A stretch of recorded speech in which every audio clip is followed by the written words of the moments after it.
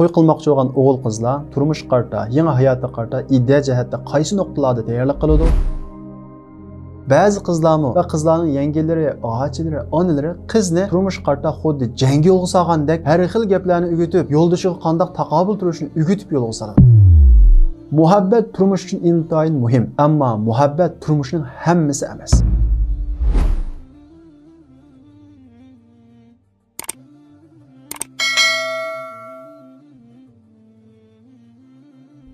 Hammamizning bilgandek, har qanday bir ishning ideya jihati tayyorligi bo'ladi. Bir safarga chiqmoqchi bo'lsakmi, uning qarta oldi bilan ideya jihati tayyorlik qilamiz. Bir askar urushga chiqmoqchi bo'lsa-mu, uning qarta badan chiniqtirish bilan birga ideya jihati tayyorlik qiladi. Ideya jihati tayyorlik qilmay urush qatnashgan askar urushda mag'lub bo'lgandek, turmushning iborat bu yangi hayotga ideya jihati tayyorlik qilmayli kirgan o'g'il qizlar turmushda mag'lub bo'ladi va yoki nurg'unlagan qiyinchiliklarga uchraydi. Afsus, Uyg'ur jamiyatidagi to'y qilmoqchi bo'lgan o'g'il qizlar turmush qarta faqat moddiy jihatla tayyorlik qiladi. O'g'il faqat iqtisodiy tarafini o'ylaydi. Va shundaqla to'yni nada qilamiz, qaysi zalda qilamiz, qaysi kiyimni kiyamiz. Qizlar bo'lsa, girimni nada chiroyli qiladi, nada kiyim kiyamiz, nada kiyim tiktiramiz. Bu haqda tayyorlik qiladi. Shuning uchun Uyg'ur jamiyatimizda oila majralari ko'p va oilada huzur yo'q. Chunki har ikki taraf turmushga ideya jihati tayyorlik qilmaylik kirgan. Buningdan xatarligi, ya'ni turmush qarta tayyorliksiz kirishdan bir xatarlik bo'lgan bir ish bor. U bo'lsa-mu turmush qarta xato tayyorlik qilish. Ya'ni bir odam safarga chiqmoqchi bo'lsa, u odam safarning tayyorligini qilishi kerak. Bir odam urushga chiqmoqchi bo'lsa, urushning tayyorligini qilishi kerak. Agar bir odam urushga safarning tayyorligini qilib chiqsa, u odam vayron bo'libmi,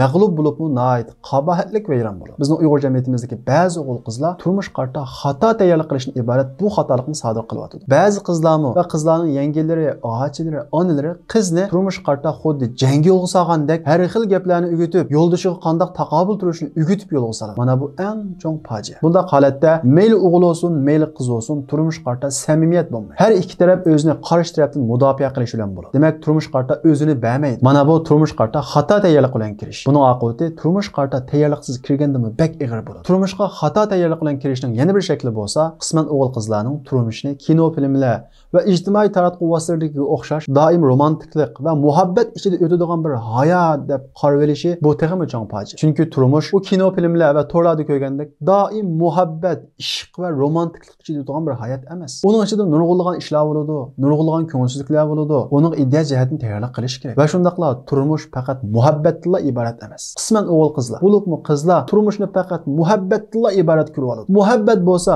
bo'ldi, turmush bo'ldi deb qaraydi. Amaliyotda bu qarash to'g'rimi? Muhabbat turmush uchun intayin muhim, ammo muhabbat turmushning hammasi emas. Balki muhabbat turmushning bir parchasi. Muhabbat sog'lom turmushning 10ning bir qismini egallaydi. Masalan, siz bir yaxshi ko'rgan qizni oldingiz deyli. Agar u qiz sizning omonatingizni xiyonat qilsa, sizning siringizni saqlamascha, uyingizni pokiz tutmascha, mas'uliyatini ado qilmascha, farzand yuzi ko'rgandan keyin farzandingizni yaxshi tarbiyalashga ahamiyat bermascha, tozalikka ahamiyat bermascha, ota-onangizga yaxshi muomala qilmascha, faqat uni yaxshi ko'rganligingiz uchunla turmushga yetarlik deb qaramsiz. Uningga rozi bo'lamsiz. Shundaqla bir qiz o'zi yaxshi ko'rgan bir yigitga yotliq bo'ldi deyli. Agar u yigitda oilaga nisbatan mas'uliyat inga bo'lmasa, halol haromga diqqat qilmasa, oilaga sodiq bo'lmasa, siz uni yaxshi ko'rganligingiz uchunla "Menga mush turmush yetarlik" deyalamsiz. Albatta undaq demaysiz. Demak, turmushda muhabbat bo'lsa yetarlik emas. Albatta muhabbat nihoyat muhim, ammo muhabbat turmushning hammasi emas, bir qismi. Shuning uchun turmush qarta, to'y qarta, yangi oila qarta o'g'il qizlar ideyasida to'g'ri ong shakllantirishi nihoyat muhim. Va shundaqla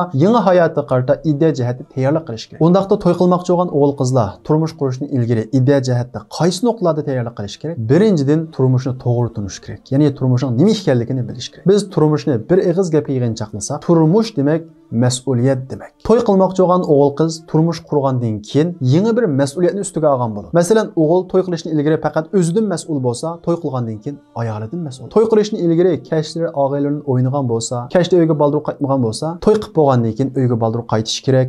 Ayoliga vaqt ajratish kerak. Qizlarga nisbatan to'y qilishdan burun uyning ishini onasi qilib, atdeganda bamdatdan keyin uxlaydigan odati bo'lsa, to'y qilgandan keyin u o'zi mustaqil bir oilaning mas'uli bo'ladi. Bunda holatda burunqiga o'xshash xoliga vaqt uxlayolmaydi, xoliga vaqtda turolmaydi. Ya'ni oilaning mas'uliyati uningga yuklanadi. Yo'ldoshi ishga minishdan ilgari uning chayini tayyorlash kerak va uningdan boshqa ado qilishga tegishli mas'uliyatlarni ado qilish kerak. Ya'ni mayli o'g'il bo'lsin, qiz bo'lsin, to'y qilgandan keyin yangi bir mas'uliyatni ustiga oladi. Shuning uchun turmush demak mas'uliyat demak. Shuning uchun payg'ambarimiz Muhammad alayhisalom hadisda "Var-raculu ra'in ala ahli beytihi ve huve mes'ulun anhu." Er kishi oilasidan mas'ul, u oilasidan so'roqqa tortiladi deydi. Va shundaqla "Vel mer'atu mes'ulatun an ba'liha ve hiye mes'ulatun anhu." Ayol kishi oilasidan, eridan va farzandlaridan mas'ul, uningdan so'roq qilinadi deydi. Demak, o'g'il qiz to'y qilgandan keyin mas'ul bo'ladi. Ya'ni bir mas'uliyatni ustiga oladi. Shuning uchun turmush demak mas'uliyat demak. Undaqda turmushda erning mas'uliyati nima, ayolning mas'uliyati nima? Biz bu mas'uliyatlarni ayrim bir qismda to'xtalamiz. Biz oldidan turmushning xiyolimizdagi romantik hayot deb emas, bir mas'uliyat ekanligini tunishimiz kerak. Ikkinchisi,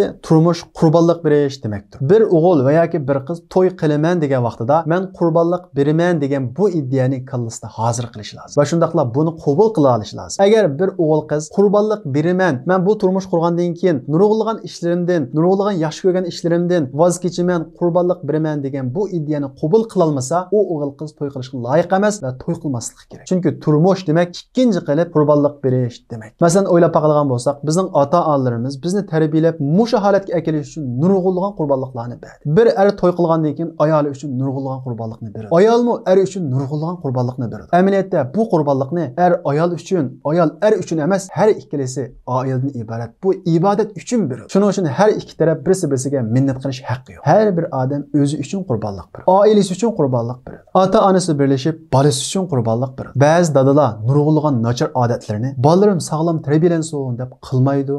Voz kechadi. Nurg'ulg'an ayollarmi nurg'ulg'an nachar odatlarini "Bolalarim yomon o'rganib qolmasin" deb qilmaslikka majbur bo'ladi. Hatto "Bolam salomat bo'lsin" deb nurg'ulg'an jafolarni tortishga ota-onamiz rozi bo'ladi. Demak, oila demak qurbonlik demak. Oila ota-onaning qurbonligidan paydo bo'ladigan bir meva. Demak, oila qurman degan gap, men qurbonlik beraman degan gap. Shuning uchun qurbonlik berishga rozi bo'lmaganlar oiladan iborat bu ibodatni qilishga salohiyat to'shmagan. Payg'ambarimiz Muhammad alayhissalomning suyumli tog'asi Abu Talibning bir qizi bor edi. Ya'ni Hazrat Alining bir ochisi bor edi. Ummahani ismli. Bu ayol kichik bolalar bilan tul qolgan. Payg'ambarimiz Muhammad alayhissalom u ayolga ega chiqish, bolalarga ega chiqish uchun u ayolga elchi avatdi. Bu ayol Payg'ambarimiz Muhammad alayhissalomning elchisi qarata, "Muhammad men uchun mening uzamdinmi qadrlik, ya'ni kuzamdan qulqamdimi bir qadrlik. Lekin mening kichik bolalarim bor. Oilaning mas'uliyati bor. Men to'y qilgandan keyin bolalarim deb Muhammadning haqqiga kirib qilishdan, Muhammadning deb bolalarimning haqqiga kirib qilishdan qo'rqma. Shuning uchun men bu taklifni qabul qila olmayman" deydi. Allohning elchisi Payg'ambarimiz Muhammad alayhissalomning ayoli bo'lish, butun mu'minlarning onasi bo'lish sharafidanmi cho'ng bir sharaf bo'lmasligi mumkin. Bir tul ayolga nisbatan. Ammo Ummahani mana bu sharafni rad qildi. Nima uchun? Bolalari uchun. Ya'ni to'y qilsam oilaning mas'uliyati bo'ladi. Men payg'ambarimizning xizmatini qilaman deb bolalarimning haqqiga kirib qolmay, bolalarimning xizmatini qilaman deb yo'ldashimning haqqiga kirib qolmay, o'zim ko'tarolmaydigan mas'uliyatni ustimga olmay, bolalarim uchun voz kechay, fidokorlik beray, qurbonlik beray deb badal to'ladi. U fursatni qo'ldan berdi. Mana bu haqiqiy ona. Mana biz buni oila uchun qurbonlik berish, farzand uchun qurbonlik berish deb ataymiz. Payg'ambarimiz Muhammad alayhissalom Ummahanining o'zining talabini rad qilganligini anglab nima dedi bilamsizlar? "Xayru nisa'u rakibnal iblis salihun nisa'i Quraysh." Maryam alayhissalomning qasa ayollarning eng yaxshisi Qurayshning ayollari. Nima uchun? "Ahnahu ala waladin fi sigari." Ular bolalarga kuyimchan, kichik bolalarga kuyinadi. Ya'ni bolalarini deb voz kechalaydi, badal to'layalaydi. Va ar'ahu ala zawjin fi zati. Yo'ldashini yaxshi parvarish qiladi. Uning iqtisodini yaxshi boshqara oladi. Buzib chachmaydi, isrof qilmaydi. Ya'ni yo'ldashi qarta mas'uliyat egasi edi. Ya'ni payg'ambarimiz Muhammad alayhissalom Ummahanining farzandi uchun bu sharafni rad qilganligidan iborat bu fidokorligini maqtadi va uni ta'rifladi. Bugun kunimizda bizning jamiyatimizda har xil sabablar bilan kichik farzandlar bilan qolgan ayollarimiz nurg'un va o'zini farzandlarining tarbiyasi uchun ataganlar nihoyat ko'p. Ana shu ayollar payg'ambarimiz Muhammad alayhissalom maqtagan ayollar va shuning o'xshagan oilasi uchun, farzandi uchun voz kechgan, badal to'lagan ayollar payg'ambarimiz Muhammad alayhissalom maqtagan ayollarning qatoridir. Chunki payg'ambarimiz Muhammad alayhissalom bolalari uchun fidokorlik ko'rsatgan, bolalari uchun voz kechalgan ayolni maqtagan. Demak, to'y qilmoqchi bo'lgan o'g'il qizlar shuni mahkam esida tutish kerakki, to'y qildingiz degan gap voz kechdingiz degan gap. To'y qildingiz degan gap badal to'lashni qabul qildingiz degan gap. Agar siz mushuni qabul qila olsangiz, to'yning ikkinchi iddia tayyorligini bitirgan bo'lasiz. Uchinchisi, ya'ni turmush qarta iddia jihatda tayyorlik qilishga tegishli bo'lgan muhim nuqtalarning 3 Üçüncüsü bo'lsa, turmush demak o'xshamaslikni tushunish va uni qabul qilish demakdir. Chunki to'y qilgan o'g'il qizlar o'ziga o'xshamaydigan birisi bilan bir uyga kiradi. Alloh taolo Qur'on Karimda "Walau sha'a robbuka laja'alan nas ummatan wahida." Alloh taolo agar xohlagan bo'lsa, butun kishilarni bir qilgan bo'ladi. Bir dinni qilgan bo'ladi. Bir millat qilgan bo'ladi. Bir xil mijozda qilgan bo'ladi. Bir xil xuyda qilgan bo'ladi. "Va la yazaluna muxtalifin." Lekin ular xil-muxil, o'xshamaydi, qarshilashadi. Mijozi birisi-birisiga qarshilashadi. Ya'ni Alloh taolo butun insoniyatni o'xshamaydigan dinni yaratishlar biriga, bir dindagi, bir millatdagi, hatto bir yurtdagi kishilarni jinsi o'xshamaganligi uchun o'xshamagan tabiatni yaratgan. Ya'ni bir erning mijozi bir ayolning mijoziga o'xshamaydi. Bir ayolning mijozi bir erning mijoziga o'xshamaydi. Demak, bir er men mijozimga o'xshamaydigan bir ayol bilan bir uy kirma deganni qabul qilish kerak. Bir ayolmi mijozi, xuyi, tafakkurman o'xshamaydigan bir er bilan bir uy kirma, uni qabul qilma deganni qabul qilish kerak. Chunki erlar bir og'iz gap qiladi, ayollar uning qarta 10 og'iz javob qaytaradi. Erlar uni qabul qilish kerak. Chunki Alloh taolo ayollarni ana shunday ko'p gap qiladigan qilib yaratgan. Chunki ayollar farzandimizning birinchi muallimi, birinchi o'qituvchisi. Agar ayollar ana shunday jiq gap qilmasa,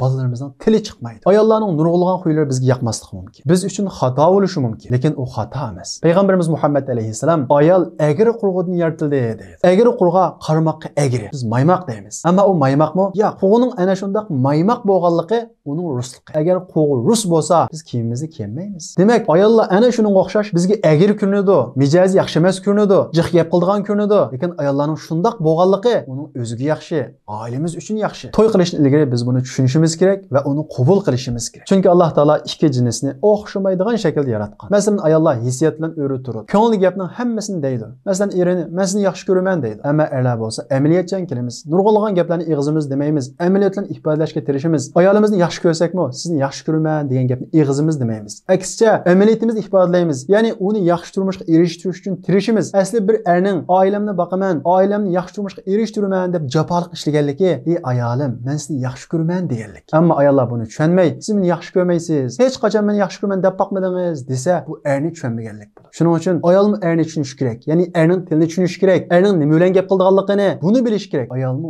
erni bilish kerak. Aksicha ikki taraf birisi-birisining tilini tushunmay, "Er men talab qilgan bo'yicha gap qilsa bo'ladi, men talab qilgan bo'yicha ifodalasa bo'ladi" desa, ayolmi "Cho'qim men o'zimni yaxshi ko'raman" deganlik uchun "Men yaxshi ko'raman" deyish kerakdi deb u erning tilini tushunmasa, oilada surkilish paydo bo'ladi. Shuning uchun to'y qilmoqchi bo'lgan o'g'il qizlar shuni esida mahkam tutish kerakki, xorij taraf sizga o'xshamaydi. Uning tilini tushunishga tirishing. Bu vaqtda oiladagi surkilish fanchakka tushadi. Mana bu yuqorqi 3 nuqta, ya'ni mas'uliyat, voz kechish va xorij tarafning o'xshamasligini qabul qilish va uning o'xshamasligini tushunishdan iborat bu 3 nuqta to'y qilmoqchi bo'lgan o'g'il qizlar to'y qilishni ilgari chuqur bilishga tegishlik va ideya jihatda tayyorlik qilishga tegishlik bo'lgan muhim nuqtalar. Agar siz yuqorqi 3 nuqtani qabul qila olsangiz, to'y qilishga loyiq bo'ldingiz deganlik. Agar siz bu 3 nuqtani qabul qilolmasangiz, siz daha to'y qilishga boldir. Tayyorlik qiling. Chunki o'g'il nikohda oldim degan vaqtida mas'uliyatni ustimga oldim, voz kechishga rozi bo'ldim, uning o'xshamasligini qabul qildim deganlik bo'ladi. Qizim o'xshashlar qabul qildim degan vaqtida o'zimning ustiga tushgan mas'uliyatni qabul qildim, voz kechishga tayyor bo'ldim